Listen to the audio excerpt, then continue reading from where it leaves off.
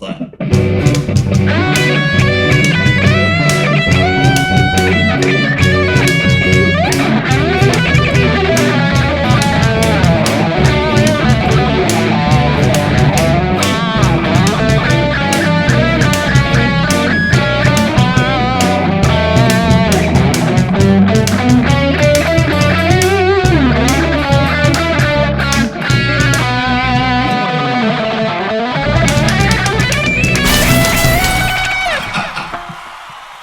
Welcome to IoT Coffee Talk, everyone. For those of you who don't know what that tune was, that is Spain by the legendary Chick Corea and the Electric Band or something.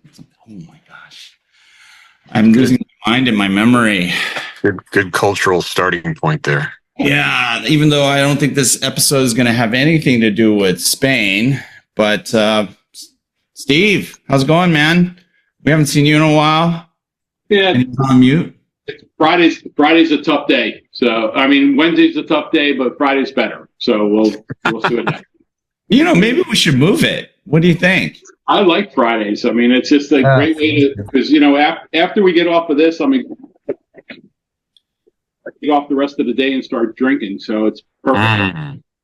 Some day drinking. Well, we'll have to do a little poll and see if we move the day to Friday, because when we move to Friday, it seems like everyone's able to join, or at least a larger number of folks are able to join. So, hey, Dimitri, what's up in South Park? It's fine in South Park. So we have kind of a storm going on in the Bay Area. So a lot of wind. And is that part of that bomb cyclone that Pete's suffering? I haven't checked. I don't know if it's related, but it's yet another weather catastrophe. Yeah, I mean, it's not in my it's snowing in Paris apparently right now. I'm getting picture of my friends with moon boots.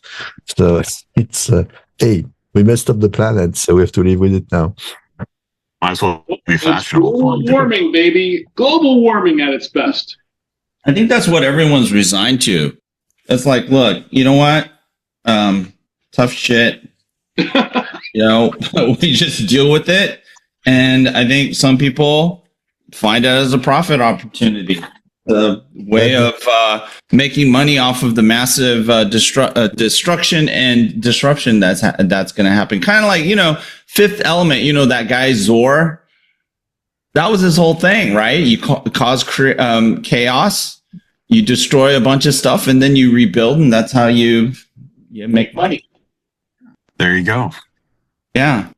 Well, I was gonna say, my weather story is we've been out of power here since Tuesday. Today's Friday, so but it's me and like another 100,000 people in the Seattle area. I was wondering if Rob was going to tune in if he has power, but I go to McDonald's in the morning here in the parking lot and use their Wi-Fi and get some coffee, and then this is my routine. So this actually works out pretty nicely. It's pouring rain right now too. So are you serious? Come back tomorrow. Yeah, but you know what? You look great.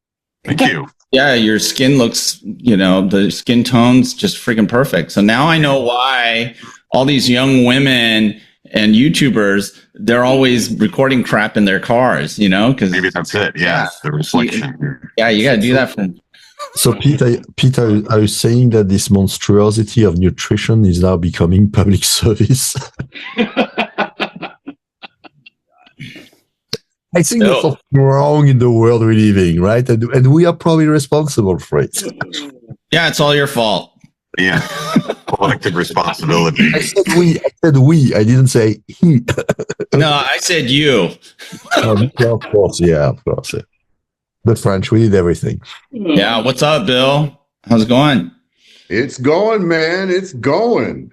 Yeah, that's an understatement. It's just a lot of crazy stuff happening this week, right? You had that time of the year, right? I mean, everything is crazy, particularly after post-election and all of that stuff. It's I mean, I just jumped off a NIST call and everything is up in the air. Yeah. Well, that's the smart city, folks. Yeah. Yeah, it is. Everything is up in the air. Go ahead. Oh, someone's. Yeah, but but look what the FCC did today, though. They finally approved CV2X at 5.9. So somebody's doing something today. Thank God. Thank God. Right. But is that really a big deal? I mean, is it? 5.9, that's DSRC, right? So, yeah, I mean, it's still more of the same as far as from my perspective, and in my humble opinion, you're not going to have every single vehicle equipped with that. Yeah, I mean, but if Ford is the one that's driving this and they end up doing something with it, it'd be great to be able to see if this shit works. Yeah. Well, I mean, it does work. It's just you need it to be ubiquitous. Yeah. And then underneath that transport layer, or basically on top of that transport layer, the messages that are being exchanged need to be trusted. Yeah, absolutely. Yeah. Hey, Debbie's on. She's just imitating her and just being like a voice agent instead of she must. Debbie Avatar. I'm glad to see Debbie, because one of her posts this week was like, I was watching it and it took me a minute to actually reply, but that Verkada stuff. Oh yeah. Right. And I'm looking at all of the comments and everything, and I'm like, personally, I feel like a lot of people only comment within their domain. Yeah. And it's much larger than any independent domain. I mean, you have to look at it holistically, right? So there were comments about, not everything's made for the cloud. Well, I mean, it's not a cloud problem. Right. It's, so I had a lot to say, and I always find it interesting if you say something and you don't get a response. You don't get a response, people are like, you know what, I'm gonna leave that one alone. Right. This is true. I know, yeah, that's right. To me, that's an example of something that has a lot of arms and legs because of all the stuff that the devices can do. And, the vulnerabilities that you have when people don't manage data properly. So I thought it was an interesting example. Yep. Yeah, I gotta give Debbie props, because you know what? She's amazing. I like listen in on, or I try to participate and contribute to this IEEE thing she's got going on. It's for the human-centricity. It's human-centricity, right? Man, human-centricity for connected systems. Yeah, you are good.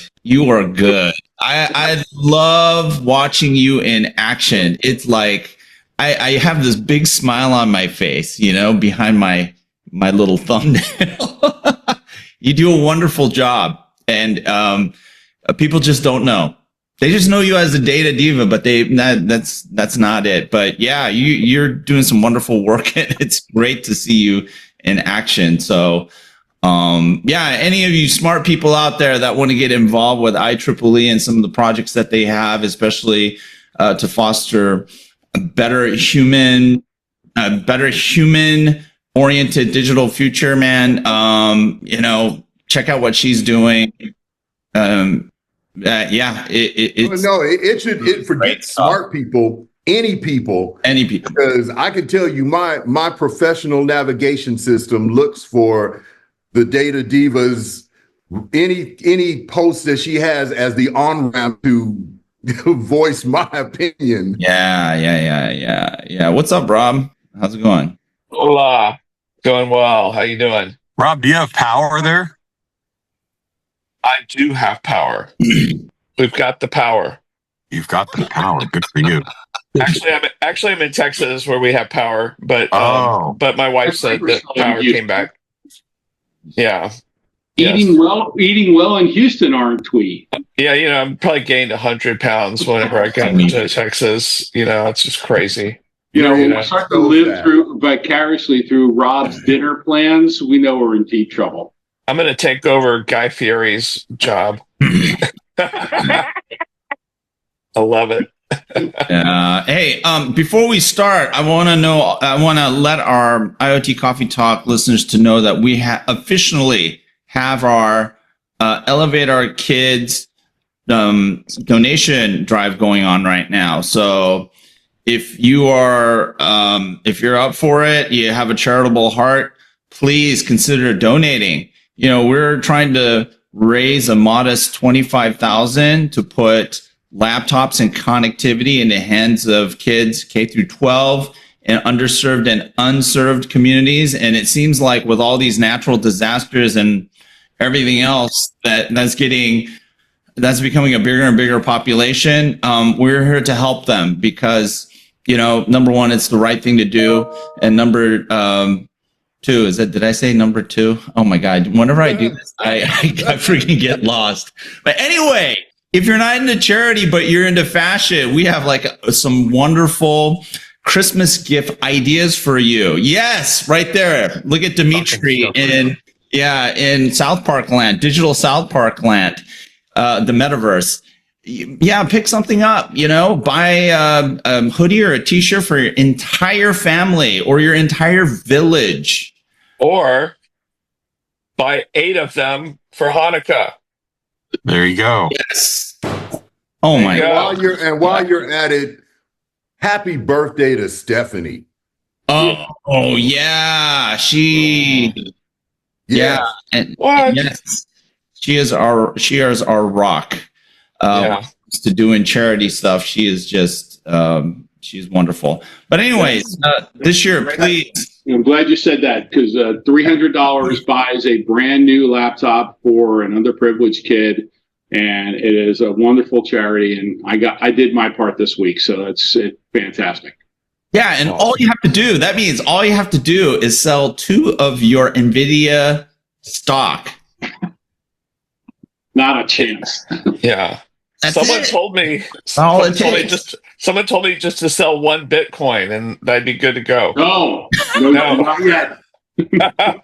Listen, if you want to sell it for $300 to buy a laptop, I'll buy that from you for $300. Okay? Yeah, I bet it's a lot of laptops. I have some limited edition gold sneakers I could sell. I don't know if those are worth anything. Oh, what do you got? I'll take them. Love it. Anyway, from the last election. Oh, jeez.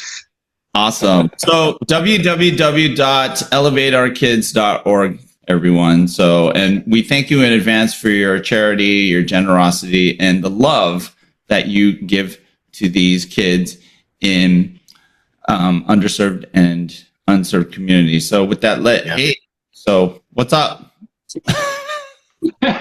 By the way, just one more thing on that topic. I saw a really good TV commercial the other day from AT&T, and it was a narrative about a young man who was stressing about getting this paper in and getting this assignment done and as a grade, and he's like playing this narrative in his head, and he's in the back of his car, and his parents are driving around, and they drive him to like a McDonald's or whatever so he can get on Wi-Fi so he can finish his assignment and stuff. So I thought it was really powerful, and just kind of shows like these days to be, you know, competitive and to be really lean into learning, you know, you have to have tech. And so it's really important for us to provide that for people. So that was good. Yeah, you're kind of in a similar situation, right? You're in a digital divide right now at home. So you're like, I am using the McDonald's Wi-Fi and the McDonald's buying my coffee, paying for my Wi-Fi.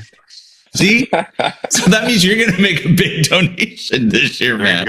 I mean, come on. You're going to talk about somebody who can have the ultimate empathy for the situation, right? Well, you know, we have the AGI Foundation is a nonprofit, and we have empathy for other nonprofits. So, awesome. So you can drive to the same McDonald's Pete as, park by him, and he buy you a coffee while you do your homework assignments using the McDonald's Wi-Fi.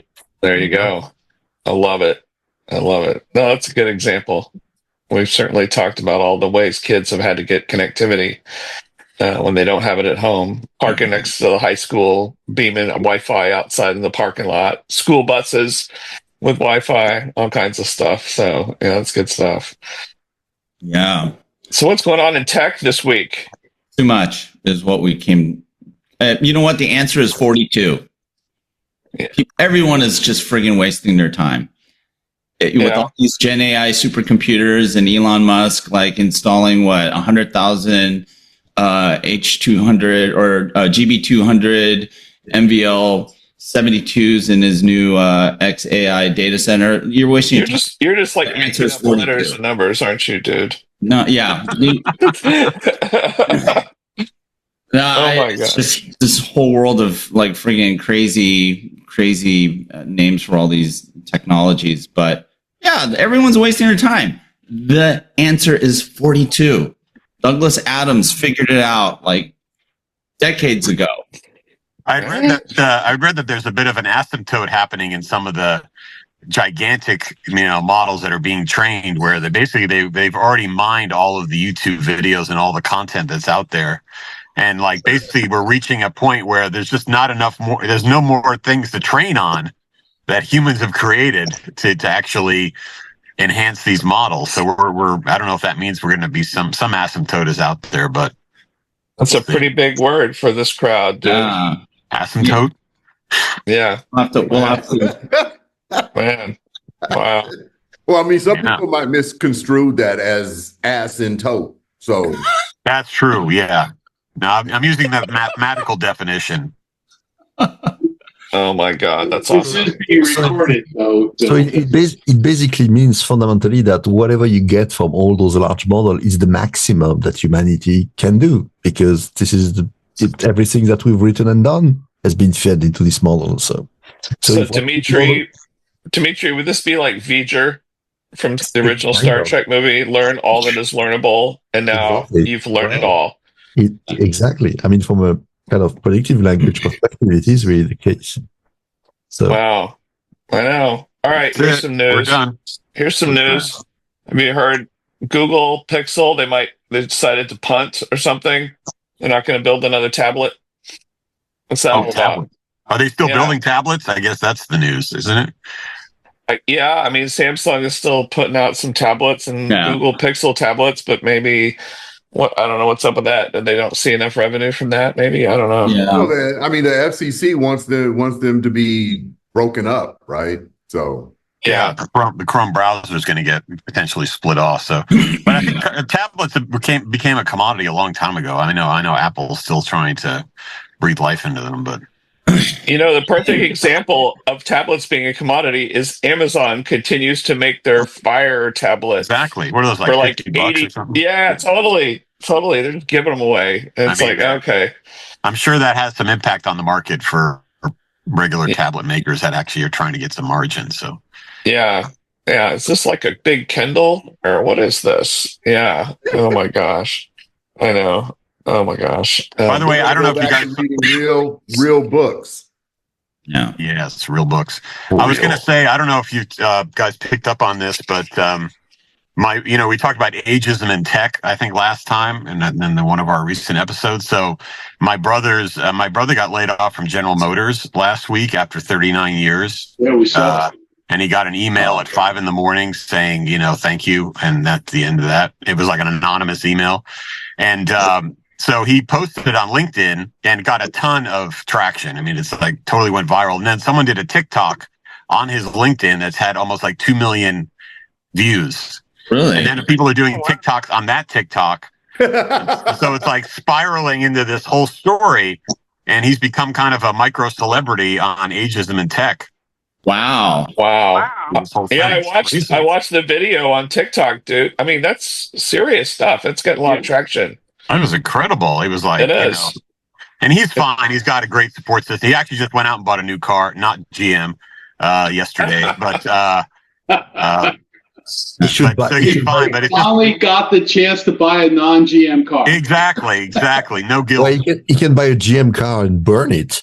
So that's true. Yeah, just do that. That would be a great TikTok. I mean, that would really go. Oh, wait. Let's call Mr. Beast and tell him and loop him into this viral thing and have him burn a GM car related to this whole. That'd be awesome, man. Yeah, it's crazy. So yeah, it really touched a nerve, I think, for folks about this kind of anonymity of corporations that are discarding workers, with just with an email after whatever, almost 40 years of service. So oh my God. These big companies don't understand, they're like, you're supposed to be loyal to us and they're like, It's a two-way street, No way, man.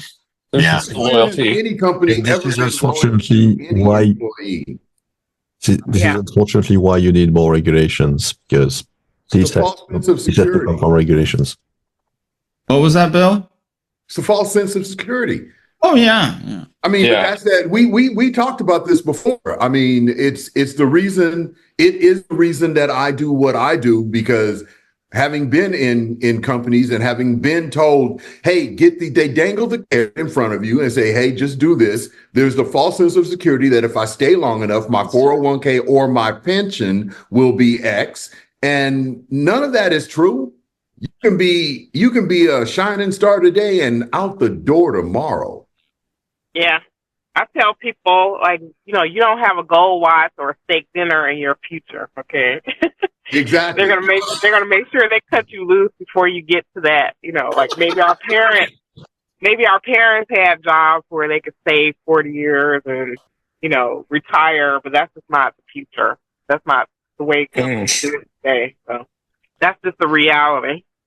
I was just 1 week away from getting my Timex gold watch, and they cut me loose.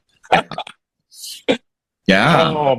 But you're right. Times have changed, and it's not new. I mean, I think we started seeing, people started talking about the term downsizing back in the early 90s and stuff. Yeah. Well, it's been normalized now. I mean, in big tech, it's like every month at Microsoft, there's a layoff. And, if you're a manager at Microsoft and you have someone, an underperformer in your team, it's a lot easier to just put them on the layoff list than to actually invest in helping them get better. And unfortunately, it's been so normalized now. And I'm not calling out Microsoft specifically, but actually I am. But it's across tech, across tech. It's like there's a normalized procedure to just get rid of employees rather than investing in them and helping them be more effective, which is unfortunate. Yeah. You wonder when the service levels are going to drop and the support levels are going to continue to erode when you let go of people in those mass quantities. I mean, what happens after that internally? I mean, well, you shed, right? You shed the people, transfer the workload, and overload others. Right. Exactly. Yeah. And you lose company memory. True. Yeah, and you also drive attrition because the folks that remain know that their jobs are not secure either. So they're like always looking for a better gig at that point. Everyone's looking for a better gig, and so your attrition numbers go up. And I mean, it's a nice short-term bump in the stock, for the CEO to boost their pay, but that's about it. I mean, Corea did another bloodbath last Friday. Dropped a lot of people in their services group. You just wonder. I got it. So as a public service announcement, not only for Pete, your brother, but there are a lot of talented people on the street right now in our state. A lot of them. Oh, yeah. And if anybody's out there that is even thinking about bringing on one of these talented people, just reach out to any of us. We can connect you with them. I mean, we got 2 of them new positions in the last week. Because you cannot let these people just sit there and try to figure out what they're going to do. Yeah, I mean, plug for Tom White, Exactly. Yeah. I've been watching his videos on TikTok, his sales videos. Yeah. He's getting after it. The other part, Pete, about your brother's thing going viral is half of it is the layoff and how horrible it was done. The other half is, meanwhile, record earnings, record profits, that kind of thing. It's when you show both of those at the same time, that's when people just get pissed. Yeah. It's not like the company is collapsing and they're having to get rid of employees. No. Yeah, Mary Barra is making I don't know, what did she, it was like $60 million a year, something like crazy numbers, Wow. Plus, I mean, just from a human perspective, there's a proper way to do things. And I think if someone's worked for your company for 39 years, they shouldn't get an anonymous email. Yeah. It's just not proper. It's not appropriate regard. Even the fact that you can do that tells me that you're not really using your brain. Yeah, definitely. There's definitely a lack of brain cells. Well, I think what happens is they sort of listen to lawyers that say, "Oh, well, you're not supposed to say anything." Just like, but I think that's baloney. Like, there's definitely a more humane way to do it, and there's a business decision which you could argue with, but yeah, the method needs to be more empathetic because at the end of the day, it's humans that are involved. And frankly, it's bad for your brand. It's terrible for the GM brand to be out there and just be, act like assholes. So. Right. And he never spoke to anybody, right? He just received the message. Never spoke to anybody. See, I mean, are we again, we go back to many of us that are older that have been doing this a while. These people are hiding behind email and text messages. They don't have the guts to pick up a damn phone and tell him after 29 years he doesn't have a position anymore. Chatbots. They're just using chatbots now, That's right, Leonard. Yeah. When your new boss is agentic. and this whole talk about humanity and the agentic boss, I don't know what humanity means. Yeah. Does not compute.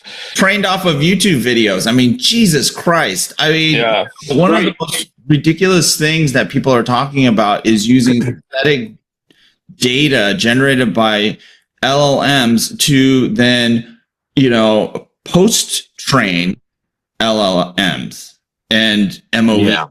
It's like, okay, so take crap, generate crap, and then feed that crap into a community. Talk about logarithmic scaling. How does that stuff scale? It's unbelievable. And now that we've officially made this pivot toward agentic, it's like, how can you have good agentic if you're founding your agent on technology that is experimental? I mean, this is like the huge disconnect, and what I've been trying to reconcile for 2 years now, ever since Microsoft went premature with their Bing, what was it called? Bing Chat at the time, right? Bing Chat. And then Google fast followed with their PR disaster just a couple of days later. But we haven't really moved that far. These mechanisms for getting to good AI are just getting more and more expensive and multi-layered, right? Because now they're talking about scaling time, thinking time. Like, what kind of, serious people? Seriously. PC load letter. Huh? It's incredible. Think. Friggin' think. Don't just believe, think. These scaling laws are just becoming complete nonsense, right? And then you can see them now watering down some of the rhetoric around that as well and deflecting. It's like, oh, we didn't mean that for scaling. We meant this. And now everyone's using the term scaling laws. It's like one thing that I always say about, this push into doing all this wacky AI stuff is it's really not about what they give, it's about what they get, right? So what they get is data, and that's what they want. So if they can convince you to use their product, and if it doesn't work, it's your problem. It's not their problem, right? Yeah. So they're like, okay, you want to buy it, you have fear of missing out, you want to be competitive, you want to look cool, you buy this thing, if it doesn't work for you, that's not their problem. So the issue with companies is that they need to be really clear on what their goals are and what they want to do and figure out how this fits, if at all, with what they're trying to do. And so while that's happening, nobody at Microsoft or NVIDIA or Google, nobody's missing any meals over there based on what's happening. But I think the pain will be felt by companies who maybe buy into the hype and don't understand what they're getting and how much work and how hard it's going to be for them to be able to make some of the pixie dust promises come true for them. Yeah. But it's interesting because it's a very similar pattern to the previous discussion where, if we're not capable of, being courageous to properly fire people, how do you expect people to be clear about what they're going to do with their products? Exactly. So the question is really, how do we fix that? Because, I'm usually the controversial one here, but look at the reality. Elon Musk, fired 80% of the people at X and see the importance he had in our political system right now. So I would argue people don't care. Yeah. People don't care yet enough. That's the problem. People don't care. But that's the thing. With these agents, you give people the excuse of not having to deal with their decisions, right? It's all like about I'm not even your thinking, your responsibility, your accountability. It's like I don't think like an offload universe, right? I don't think they are to this level of maturity. It's just another tool for it. Because at the end of the day, the only measurement in this world is profit. They just want a better tool to profit. I don't think they think beyond that. Call me pessimistic, but saying, I'm going to use an AI so it doesn't recognize that me that is making the decision. This is very sophisticated. I don't think people do that. I'm going to do this AI because it reduces my cost and increases my revenue. As simple as that. So we teach in MBA for decades, guy. I say that all the time. But until we change that, always, Dimitir is right. Until we change that and we said, you can still do profit, but here's the framework within which you have to do the profit. And these are the regulations. People are going to continue to go to the fastest route to profit. But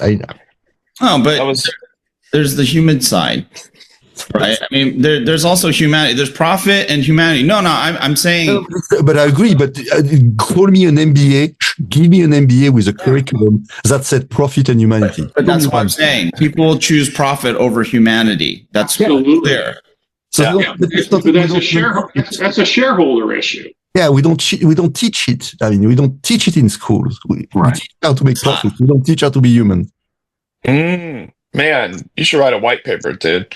Wow. You should have a whole new podcast on that. It's like on a webcast with Joe Peterson, and we were just talking about, when do companies care about sustainability and net zero targets?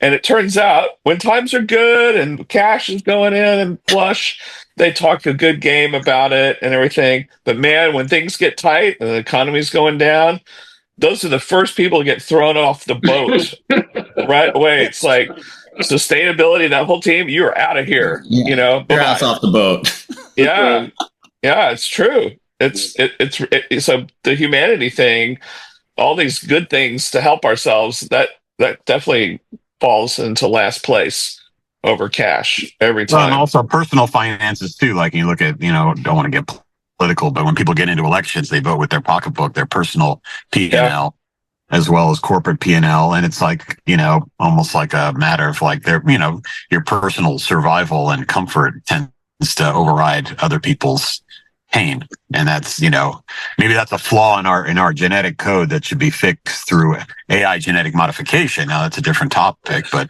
I think you're totally right. It is, because I think that the idea of humanity is a nice concept you discussed in a bar around a glass of wine. But when you go back home and look at your balance sheets, is the survival element that kicks in. And in a society where everything is measured, you kick down to your survival mode. It's a reptilian part of your brain. Yeah. Totally. I totally agree with you. When you're sitting there talking to your financial advisor and you're looking at your 401k and you're making decisions on what you're going to need to have, for some reason, sustainability and humanity aren't part of that discussion. Oh, right. Oh, you have a weird 401k advisor, man. No, but it's like Pete says, this DNA, and we have a particular gene. Pete, would we call this gene the Ayn Rand gene? Maybe. The what?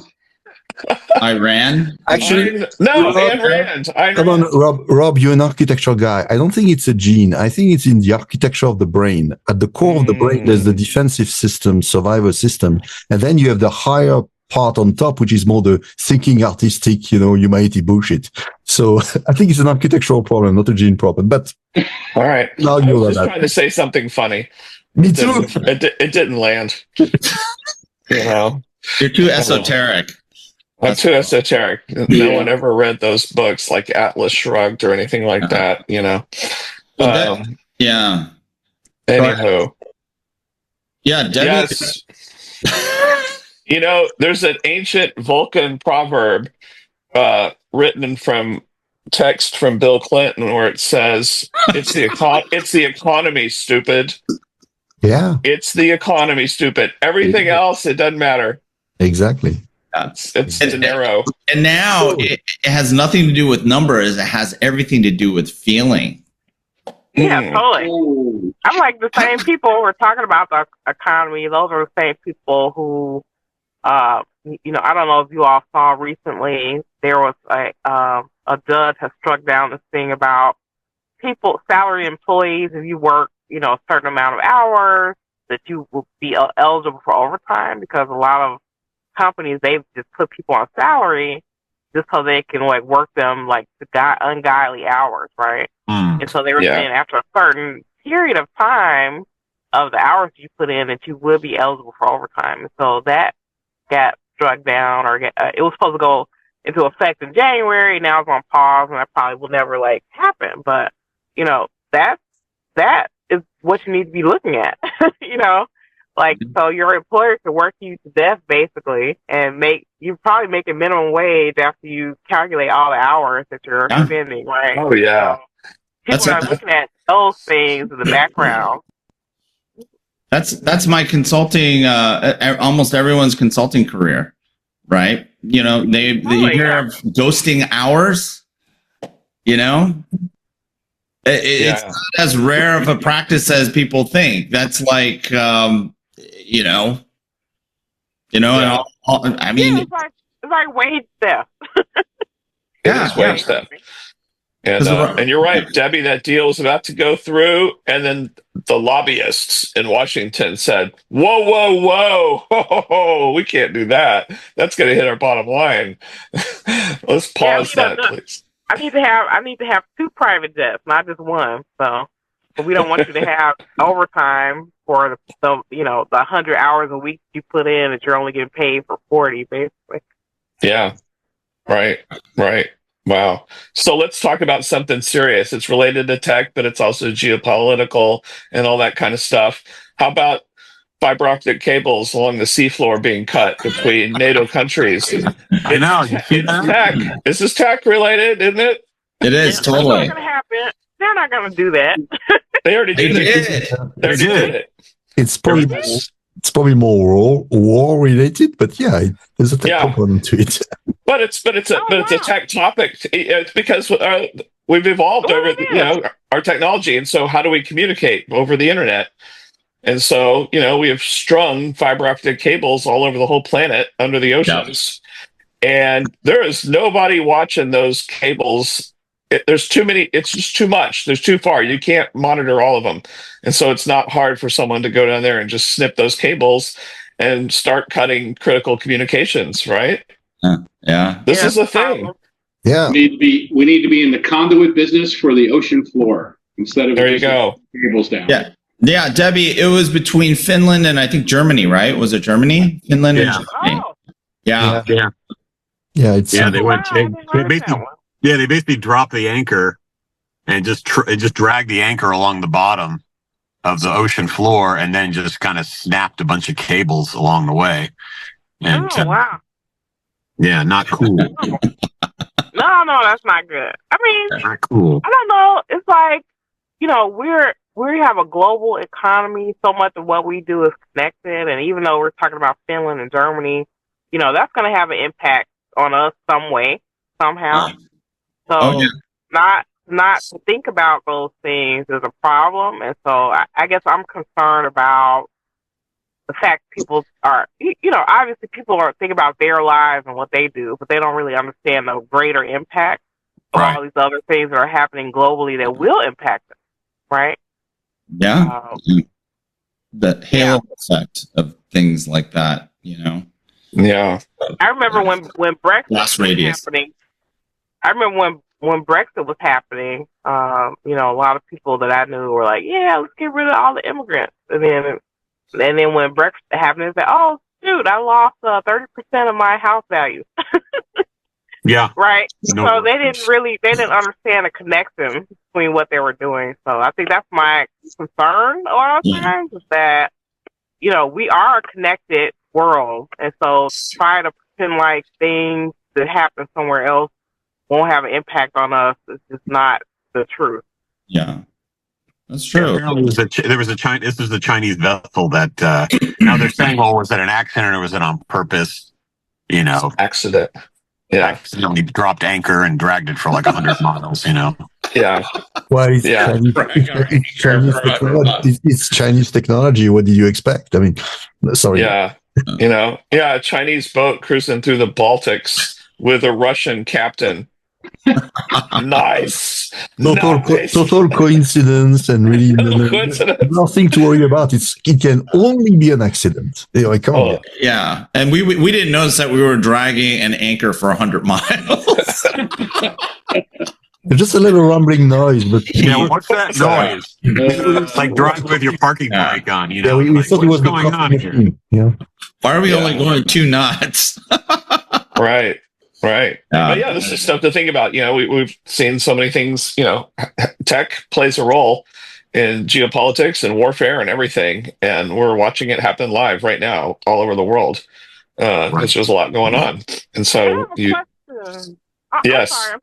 I'm sorry. I don't want to interrupt. No, please jump in. So I wanted you all thought about this. So the EU, as I'm sure you guys are aware, they have created a new regulation around labeling of IoT devices. I think they call it devices with digital elements. They're so precious about the way they say things. It's basically IoT. And so a lot of those requirements, because in the U.S., we don't really have kind of laws and regulations around IoT. What impact do you think that will have on the U.S.? Like for example, maybe U.S. companies developing IoT products and putting them into Europe or other markets. Do you think that will have like an impact on how they do those products? Right now, it's like very Wild West in the U.S. Yeah, it'll definitely have the impact of paring down the number, the device population out there, right? In terms of who can sell into the U.S. market, and then there's going to be a cost factor, right?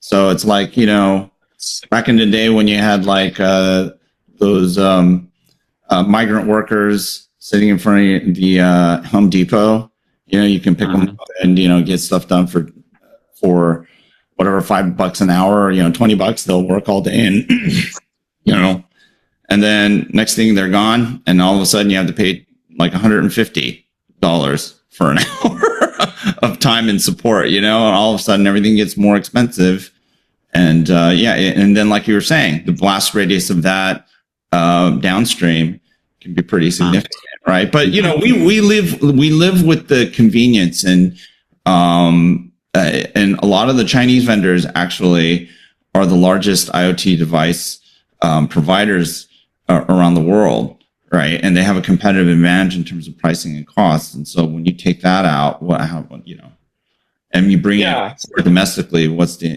impact? I mean, it's not rocket science, right? And so the answer to Debbie's question, it impacts China more than anybody else because they're the primary OEMs of these devices, right? And they're the ones who are going to have to play ball if they want to be in the EU, I guess. Right, I would throw Taiwan in there a little bit too. Yeah, but the practicality of this certification is going to be complicated, because if you really want to do it right, how do you make sure there's a cyber security safety label coming out of the factory in China if you cannot send people to inspect every single step of the process, get access to all the sources code of the generation thing? So good idea, good luck. And it's so commodity, right? You're basically dealing with race to the bottom type of stuff. To enforce that regulation is going to be much more difficult than GPUs, advanced AI chips and systems being sold into China. And look how well that's gone. Hasn't gone well at all. So it just raises prices. And I don't know. It's just an unfortunate thing, but enforcement is not going to be scalable just because you're not dealing with high value stuff. Yeah, but we have to set some kind of structure around it, because if we don't identify it, I've talked to enough CFOs, because I've showed you that Somos ID identity management security software that's now been getting traction with a lot of CFOs and a lot of CISOs in the IoT space, because they are now becoming financially and, from a legal standpoint, responsible for violations and anything that comes out that's been broken or hacked or anything else. And so you don't understand what you have in your network, you're in trouble. You better understand that. And we get into the supply chain stuff.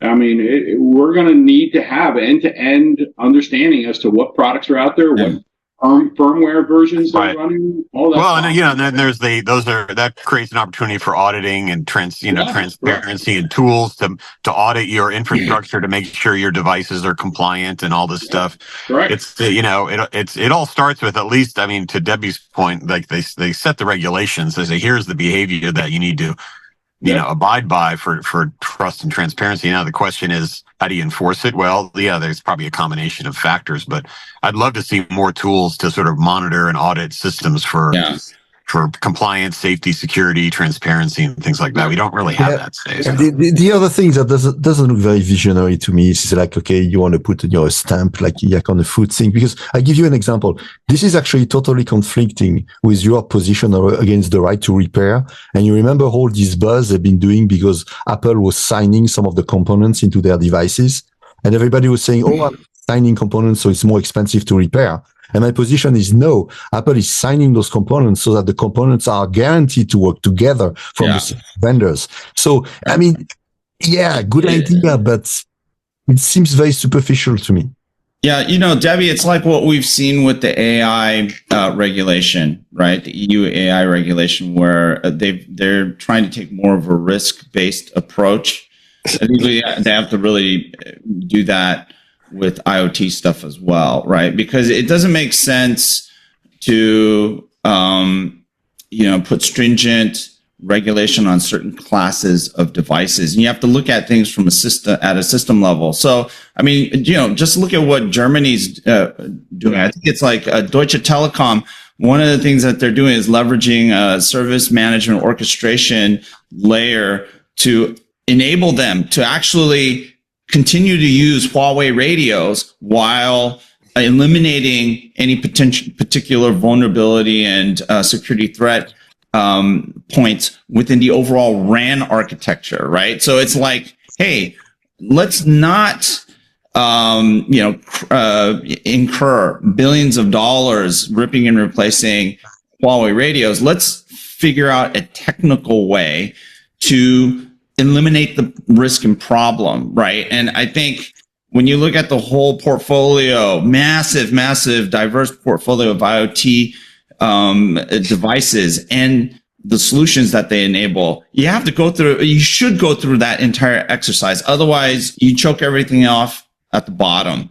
And I don't know. It's a great question you're bringing up, and I think you're right. You hit on the exactly the right point, Leonard. It should be at the system level. It cannot be trusted at the individual elements. It's like it should be zero trust. It's the framework. It should be. Well, how do you implement that, right? Everyone loves to talk about zero trust, but even with zero trust, it's just a philosophy and principle. Right? You have to figure out how specifically you instill that in any kind of system or deployment or infrastructure. It's not just as easy as saying, hey, we have a I guess what we are saying like that. What we are saying here, that the silver bullet of buying a device is that has a stamp saying cyber secure is just an illusion. It's just That's what I'm saying. It can help. You got 10 different companies out there, 10 different vendors saying that they're zero trust in their own model, right? So you buy one and you use another, and it's not compatible. Like, okay, really? How's that? And the other thing too, and Debbie has talked about it in her committee meeting. I mean, you and Benson and I have talked about it before. We have an executive order. That's what we're supposed. No, there's not one CISO I've talked about that gives a shit about the executive order. So until it becomes something that has to be followed by a regulatory commission, and who the hell that is, No one cares. Yeah, who teaches the importance of executive orders in MBAs? Back to the same question. I mean, well, right, and that's the problem with executive orders because they can be rescinded, and they have been. And I think we're probably in the future there will be some rescission of some executive orders. But yeah, to me, I think I don't think a regulation is a silver bullet. I think it's a part of things, but at some point, it is going to create a problem where people aren't going to want to buy certain devices if they don't feel like they don't trust it. So to me, there's an economic imperative here to get it right, or you're going to go out of business, or you're not going to be able to sell your product. Yeah, I mean, I talked to a Chinese module manufacturer in the 5G world, and they're using Qualcomm chipsets. I said, okay, well, how can I get the latest firmware that you have in your modules? Well, you can't. Well, what do you mean you can't? I'm buying your freaking modules. What are you talking about? Oh, no, that's our responsibility. We're not going to tell you about it. Like, so if Qualcomm changes the firmware in their chipset, you're not telling me so I can upgrade it in my IoT device. Yeah.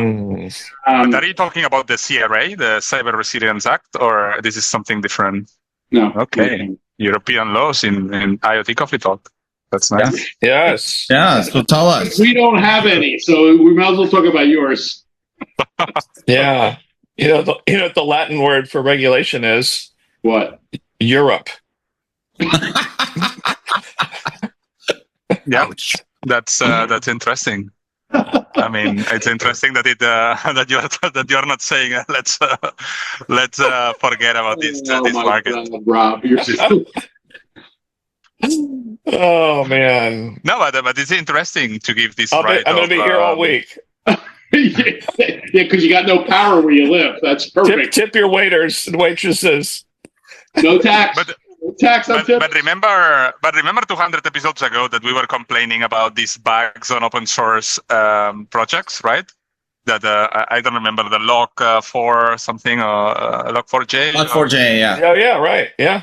So for example, the CRA will force to have a SBOM, so software bill of materials. So I mean, this will be super interesting to learn. Okay, what's the software running on my device? So I can understand what type of threads I can have, because there will be, okay, you are running the log4 Z version 3.1, so you can check, okay, maybe it's a good idea to have someone maintaining this library, or maybe not.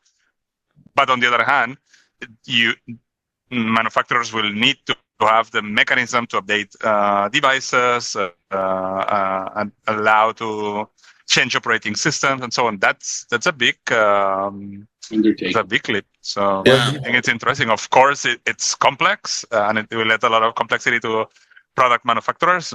But I think it gives a lot of information to.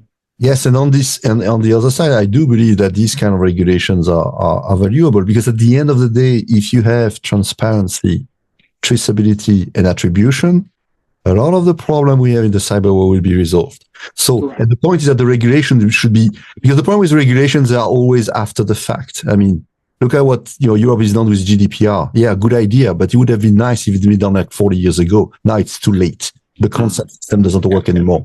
There's too much to ask. No, it doesn't work. No, it doesn't work, because you're asked to consent to cookies, and you also always say yes because there are millions, and the model is reversed. You shouldn't be asked to consent to share. You should be asked to right to use.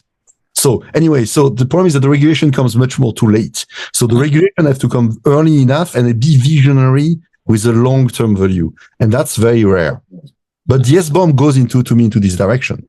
Oh, we need more than that. What we introduced a while back is the idea of SysBOM, system level. Yeah, no, but in the concept, again, it's the concept of transparency. You're using a piece of thing and you have a label that tells you exactly what it is. So we're way ahead of regulation. That's what I'm saying. In about 5-6 years, everybody will be talking about SysBOM.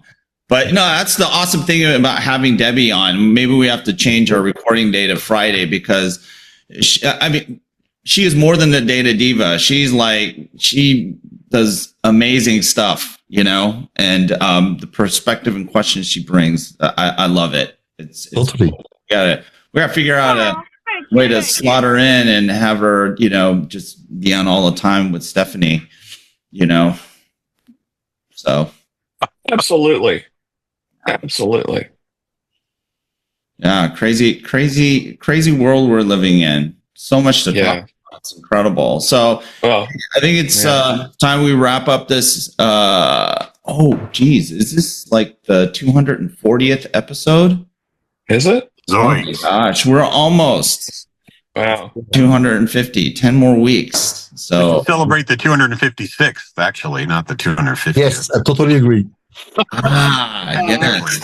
So we're making that session encrypted. But this is I can see a Bitcoin wallet behind Leonard. What happened? Huh? Do you have a Bitcoin wallet behind you? Do I? What? A Bitcoin wallet. I don't think it must be a picture, but you're right. It looks just joking. As we wrap up, Pete, you would appreciate that in French there is this very famous pastry called a millefeuille, 1,000 leaves, and you do it by folding the pastry, folding. And I've always been arguing it's not a 1,000 leaves, it's a 1,024 because when you fold it. All right, guys. All right, so let's wrap this up. Hey, everyone, thanks for tuning in, watching. Really appreciate your viewership. And if you made it this far, it's friggin' amazing. Remember, we have our IoT Coffee, not IoT Coffee Talk, elevateourkids.org donation drive for 2025. We have a very modest goal of raising $25,000 for kids K through 12 in underserved and unserved communities. And like I said earlier, if you're not into charity and the Christmas spirit or the Hanukkah spirit, okay, you're a Grinch or a, Mr. Humbug, but you love fashion. You want to look good. You want your entire family to just look funky fresh. Pick up some IoT Coffee Talk merch. We have shirts and hoodies. Beautiful looking, and there you go, right there, Dimitri, our model, our runway model. Oh my God! Yeah. All right, just go to www.elevateourkids.org and just buy everything. Okay, and this is for the kids. Remember, and remember to subscribe to IoT Coffee Talk at iotcoffeetalk.com, and we will see you next week. There you go. Have a great weekend. Bye-bye. Adios, muchachos.